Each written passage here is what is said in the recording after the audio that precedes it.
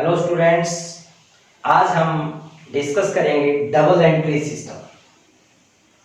Double entry system जो भी business के ट्रांजैक्शन होते हैं, आपने जितने बिजनेस के ट्रांजैक्शन होंगे उसमें टू एस्पेक्ट्स होंगे, कहीं ना कहीं उसमें टू अकाउंट्स इफेक्टेड होंगे। उसमें से कोई रिसीवर, कोई giver. Every business transaction affect at least two accounts in opposite direction. Means अगर कोई बिजनेस का ट्रांजैक्शन है, सपोज करो आपने बुक्स परचेज की। बुक्स परचेज करते हैं तो उसने, बिजनेसमैन ने यानी शॉपकीपर ने आपको क्या दिया? आपको बुक्स दी, और बदले में आपने क्या दिया? उसको कैश। यानी एक ओपोजिट रिलेशन, एक का जाना और दूसरे का आना। तो ये आपके पास एक ओपोजिट डायरेक्शन के अंदर कम से कम दो अकाउंट इफेक्ट होते हैं। इसकी डेफिनेशन में भी आपको यही दे रखा है कि double entry system seeks to record every transaction in money in its double aspects, the receipt of a benefit by one account and the surrender of a like benefit by another account. किसी एक account में अगर एक account holder कोई receipt करता है तो दूसरा उसके बाद बदले में कुछ पेड करेगा। सपोज करो कि आपने कोई फर्नीचर परचेज किया, बिजनेसमैन है आप, आपने फर्नीचर परचेज किया, तो बिजनेस में आपके पास कमिंग क्या है? आपके पास फर्नीचर बिजनेस में इंक्रीज हो गया। अभी आपने लास्ट में अकाउंटिंग इक्वेशन में भी यही देखा था कि कोई एक अकाउंट तो आपके पास इंक्रीज हो जाता है या डिक्रीज हो जाता है, तो दूसरा अकाउंट जो है उसमें कहीं ना कहीं इफेक्टेड होता है। तो यहां पर फर्नीचर किस फॉर्म में परचेज किया गया होगा? कैश में। तो आपके पास से बिजनेस में कैश डिक्रीज हो गया। कोई भी ट्रांजैक्शन उसमें आपके पास कोई थिंग्स हो, जैसे आपके पास कोई, आपने फर्नीचर परचेज किया, कोई सर्विस भी हो सकती है, जैसे आपने कोई सैलरी पेड की, कोई रेंट पेड किया, तो आपके पास कोई एक्सपेंस अगर आप पेड कर रहे हैं तो सैलरी अगर आपने पेड किया है तो आपके पास कैश के फॉर्म में पेड किया होगा। ये आपके पास एक्सपेंस है, यानी ये कहां जाएगा? सैलरी हेड में जाएगा। और उसमें दूसरा अकाउंट कौन सा इफेक्टेड हुआ? कैश का। कोई भी बिजनेस का ट्रांजैक्शन होगा उसमें कम से कम दो अकाउंट इफेक्टेड होंगे। तो किसी एक अकाउंट को डेबिट किया जाएगा तो दूसरे अकाउंट को क्रेडिट किया जाएगा। अब डेबिट और क्रेडिट, अब इसमें आपने देखा कि उसमें ऑपोजिट डायरेक्शन में होते हैं। ऑपोजिट डायरेक्शन में अगर हम किसी एक को डेबिट कर देते हैं तो दूसरे को क्रेडिट करना पड़ेगा। लेकिन डेबिट किसको करेंगे, क्रेडिट को किसको करेंगे, इसके भी रूल्स हैं। उसके रूल्स हम पढ़ेंगे अभी। तो आपके पास कोई भी बिजनेस का ट्रांजैक्शन होगा, डबल एंट्री सिस्टम के अकॉर्डिंग उससे कम दो अकाउंट इफेक्टेड होंगे, जिसमें से किसी एक को डेबिट और दूसरे को क्रेडिट किया जाएगा। तो ये डबल एंट्री सिस्टम में आपके पास कोई कैश रिसीव्ड फ्रॉम मोहन से कैश रिसीव्ड हो सकता है। तो इसमें अकाउंट कौन कौन से इफेक्टेड हुए? एक तो आपके पास मोहन का अकाउंट इफेक्टेड हुआ, दूसरा कैश का। ये कम से कम कोई भी बिजनेस ट्रांजैक्शन होगा उस बिजनेस ट्रांजैक्शन में दो अकाउंट इफेक्टेड होंगे। इसमें से किसी एक को डेबिट किया जाएगा और दूसरे को क्रेडिट किया जाएगा। अभी इसके बारे में हम आगे पूरा डिस्कस करते हैं। तो आपने डबल एंट्री सिस्टम में दो अकाउंट इफेक्टेड होंगे। अब एक को डेबिट करेंगे, दूसरे को क्रेडिट। अब किसको डेबिट करना है, किसको क्रेडिट करना है, इसका रूल है। इस रूल को जानने के लिए हमने अकाउंट का क्लासिफिकेशन करना पड़ेगा। अकाउंट को अगर हम क्लासिफाई करते हैं तो आपके पास इसमें पर्सनल अकाउंट और impersonal account.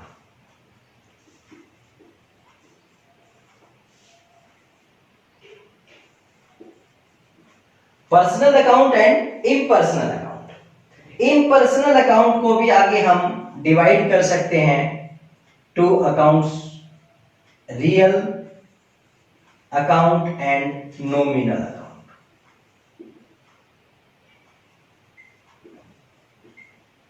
Real account and nominal account. तो आपके पास इसमें क्लासिफिकेशन करेंगे क्योंकि इनके रूल आएंगे, पर्सनल का, रियल का और नॉमिनल का रूल आएगा, उसी रूल के अकॉर्डिंग आपने इनको डेबिट और क्रेडिट करना है। अब हम इसको इंडिविजुअली हम इसको डिस्कस करेंगे। फर्स्ट है आपके पास पर्सनल अकाउंट। पर्सनल अकाउंट नाम से ही पता चलता है किसी पर्सन का अकाउंट, तो ह्यूमन बीइंग का अकाउंट इसमें इंक्लूड किया जाता है। अब पर्सनल अकाउंट जो होगा, उस पर्सनल अकाउंट को भी हम आगे क्लासिफाई कर सकते हैं natural personal account, artificial personal account और रिप्रेजेंटेटिव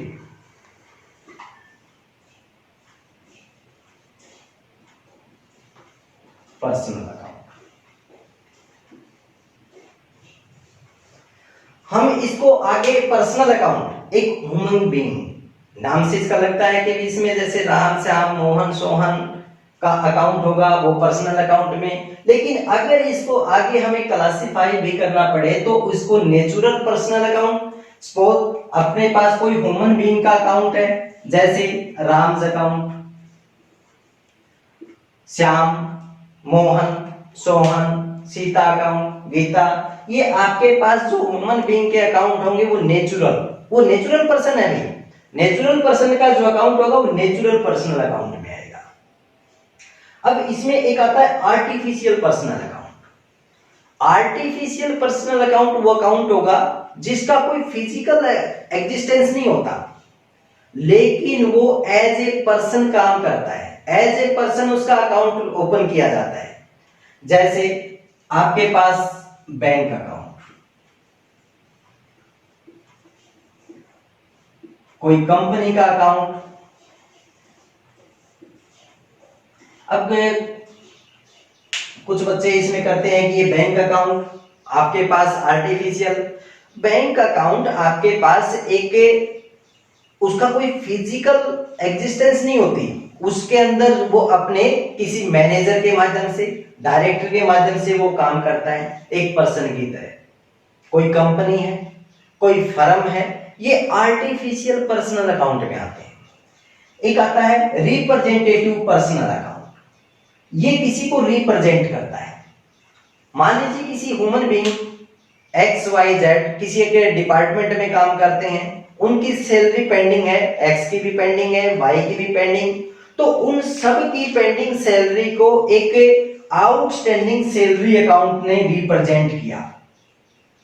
आउटस्टैंडिंग सैलरी अकाउंट, अब ये आउटस्टैंडिंग सैलरी है, कोई प्रीपेड है, एडवांस में आपने कोई सैलरी पेड किया, वेजेस पेड किया, वो आपने रिप्रेजेंट कर रहा है किसको, उस डिपार्टमेंट के सभी जो एम्प्लॉय जो उसके आउटस्टैंडिंग उनकी सैलरी है, तो उसकी सैलरी पेंडिंग है, उसमें XYZ किसी का नाम नहीं बल्कि उसको आउटस्टैंडिंग सैलरी के नाम से उसको रिप्रेजेंट किया। जब हम इसके डेबिट और क्रेडिट के रूल पढ़ेंगे तो उसमें इसका इनका एक कॉमन ही है, पर्सनल अकाउंट। तो पर्सनल अकाउंट के अंदर आपके पास अगर इसको क्लासिफाई हमें करना पड़े तो natural personal account, artificial personal account और रिप्रेजेंटेटिव पर्सनल अकाउंट। इसके बाद इसमें आता है सेकंड रियल अकाउंट।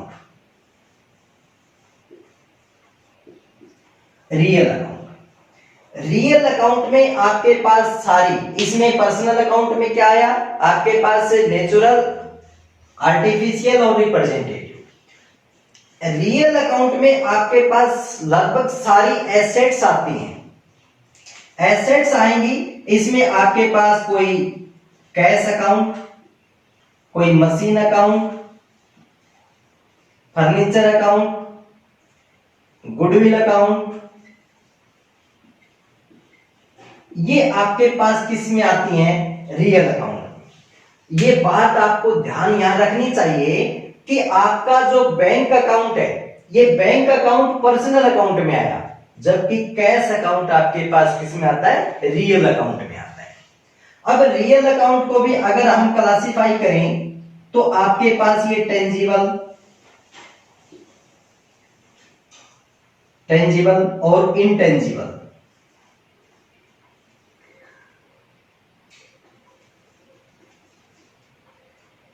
आपके पास टेंजिबल कौन से होंगे? ये आपके पास इसमें एसेट्स अकाउंट भी इसको कह सकते हैं, जो आपके पास टेंजिबल, जिसको हम देख सकते हैं, टच कर सकते हैं, तो आपके पास टेंजिबल में, जैसे आपके पास कैश है, आपके पास मशीन है, फर्नीचर है, ये किस में आएंगे? टेंजिबल में। और आपके पास इनटेंजिबल में क्या आएंगे? जिसको हम टच नहीं कर सकते, गुडविल है, कोई आपके पास कॉपीराइट है, कोई आपके पास पेटेंट्स हैं, ये किस में आएंगे भी? इनटेंजिबल में। तो आपने पर्सनल अकाउंट, रियल अकाउंट ये पढ़े। अब आता है इसमें नॉमिनल अकाउंट। नॉमिनल अकाउंट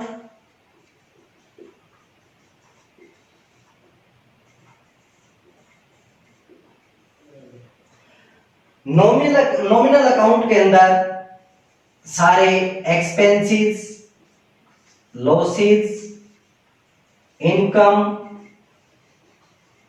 और प्रॉफिट, इनको इंक्लूड किया जाएगा। आपके पास एक्सपेंस कौन से होंगे? आपने कोई रेंट पेड किया, आपका एक्सपेंस हो गया। एक्सपेंस में कौन होगा? कोई रेंट पेड किया, इंटरेस्ट पेड किया, कोई कमीशन पेड किया,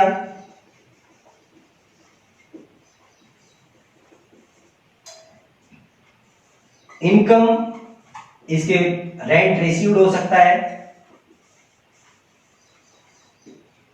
कोई कमीशन रिसीव्ड हो सकता है, इंटरेस्ट रिसीव्ड हो सकता है। तो ये आपके पास नॉमिनल अकाउंट में आएगा।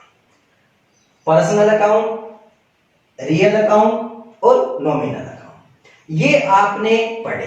अब इनके रूल क्या होंगे? वो रूल आपको याद करने हैं। जब तक इनके रूल आपको अच्छी तरह से लर्न नहीं होंगे, आप जर्नल एंट्री नहीं कर पाएंगे, क्योंकि अकाउंटेंसी आपके लिए नया सब्जेक्ट है। तो ये आपके पास स्टार्टिंग का एक ABCD जैसे इंग्लिश में सीखते हैं तो उसके बाद वर्ड बनता है, तो इसी प्रकार से जब तक आप इन तीनों अकाउंट के रूल लर्न नहीं करेंगे तब तक आपको जर्नल एंट्री नहीं आ सकती। तो इसके हम इसमें इसके रूल क्या क्या हैं वो रूल इसमें लिखते हैं। अब पर्सनल अकाउंट है,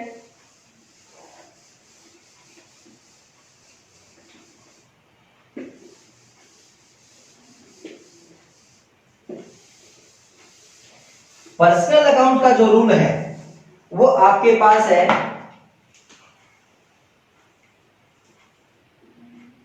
डेबिट द रिसीवर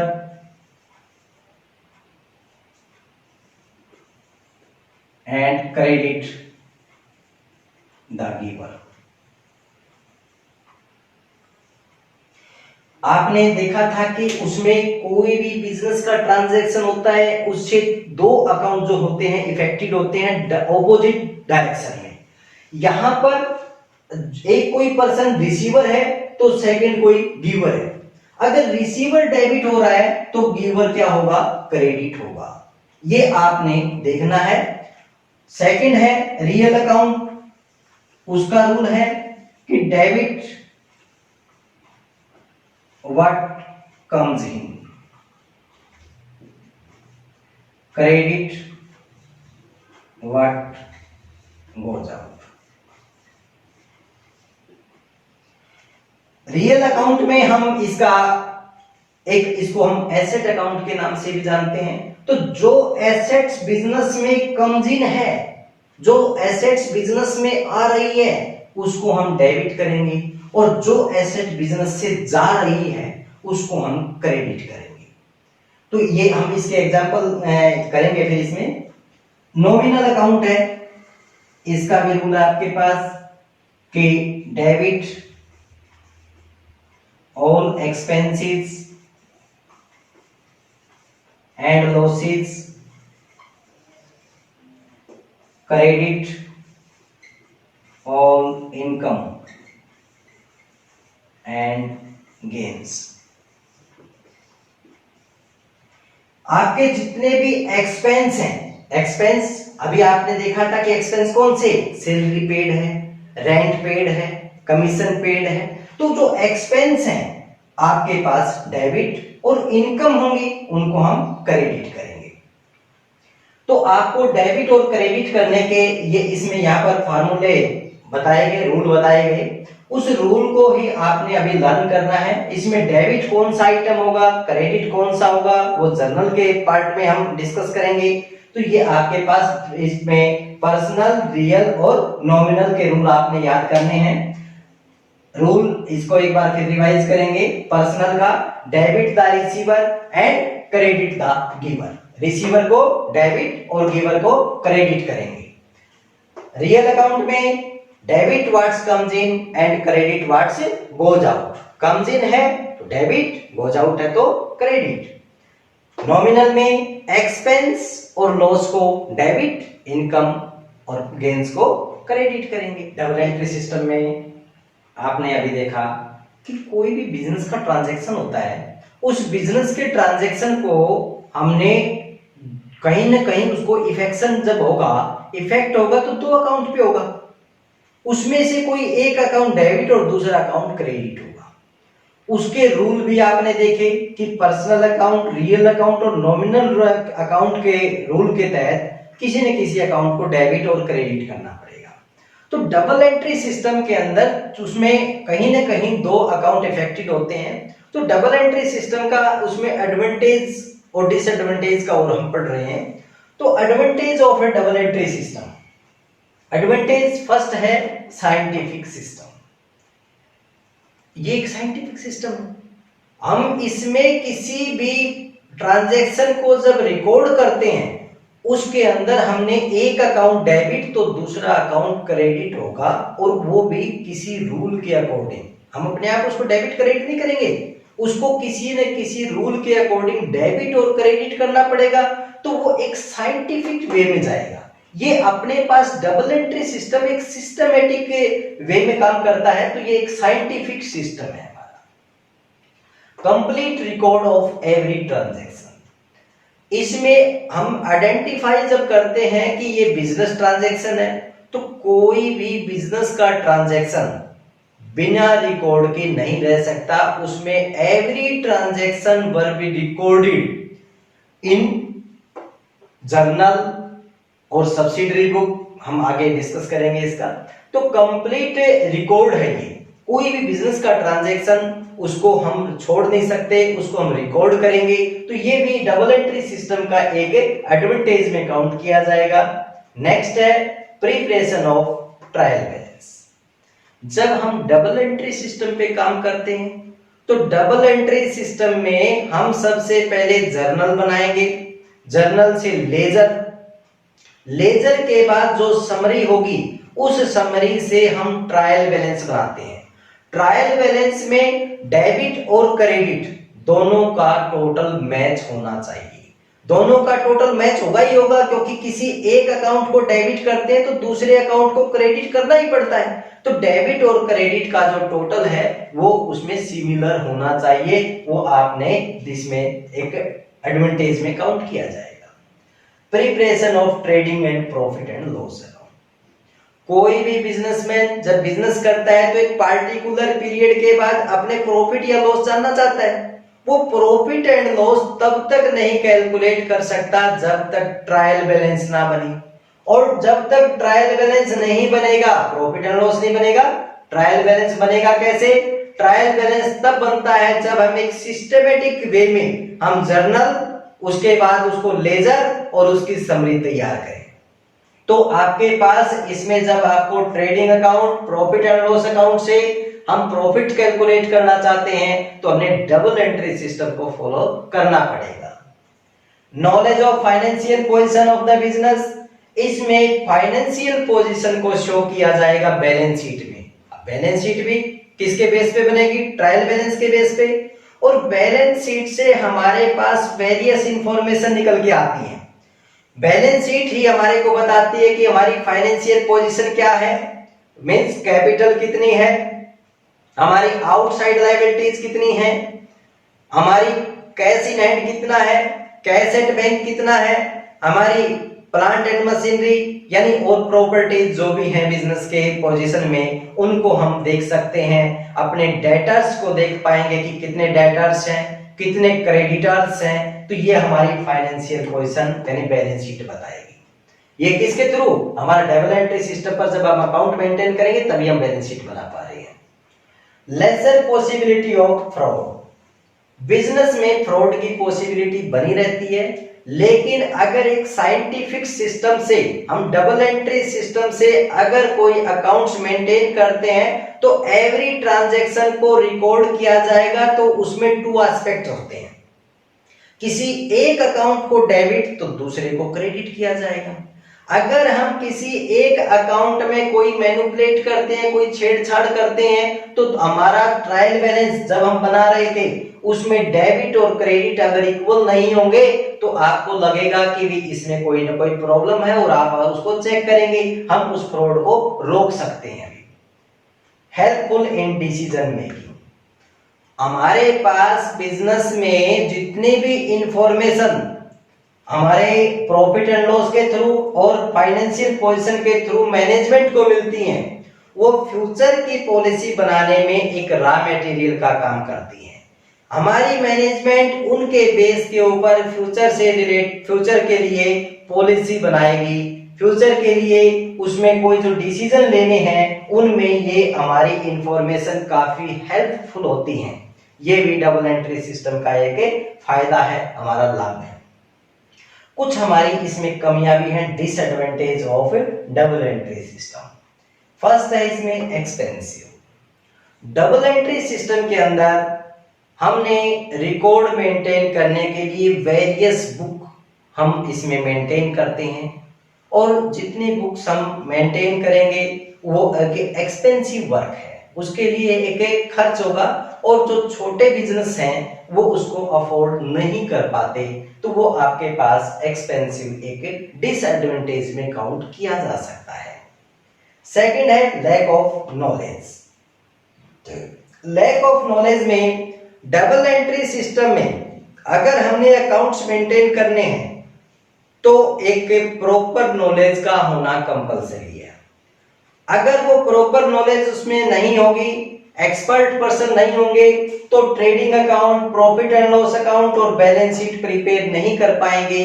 ये भी एक जो स्मॉल बिजनेस होते हैं उन स्मॉल बिजनेस में ये भी एक लिमिटेशन में काउंट किया जा सकता है कि लैक ऑफ नॉलेज, एक नॉलेज की कमी पाई जाती है। उसको डेबिट और क्रेडिट के रूल का नहीं पता होता, वो उसको हम फॉलो नहीं कर पाते, तो ये डिसएडवांटेज में काउंट किया जाएगा। नेक्स्ट है only arithmetical accuracy of accounts. आपने देखा कि भी अगर ट्रायल बैलेंस हमारे पास जर्नल से लेजर में जाता है और लेजर से फिर हमारी जो समरी निकल करके ट्रायल बैलेंस बनाते हैं, और उनको इक्वल, उनमें सिमिलर होना चाहिए, टोटल मैच होना चाहिए। अगर टोटल मैच हो जाता है तो आपकी अकाउंट में कोई भी प्रॉब्लम नहीं है, वो एक्यूरेट हैं।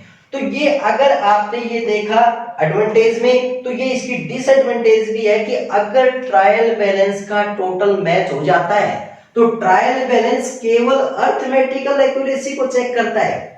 अगर उसमें कोई एंट्री आप लिखी ही नहीं, ओमिशन ऑफ पोस्टिंग आप उसमें लिखा ही नहीं आपने, तो उस एंट्री को इसमें ट्रायल बैलेंस का टोटल नहीं फाइंड आउट कर पाएगा, टोटल मैच हो जाएगा। कोई कंपनसेट एरर आ जाए, आपने किसी एक अकाउंट में कोई एरर आ गई, उसकी गलती को किसी दूसरी गलती ने ठीक कर दिया, तो वो भी इसमें ट्रायल बैलेंस में नहीं पकड़ी जा सकती। इसलिए ये भी एक कैलकुलेट, इसमें लिमिटेशंस में काउंट किया जा सकता है। तो इसमें आपके पास डबल एंट्री सिस्टम में फिलहाल इतना ही था। इसके लिए आप इसको अच्छी तरह से लर्न करें ताकि जनरल एंट्री के लिए इसमें अच्छे से आपको काम आ सके।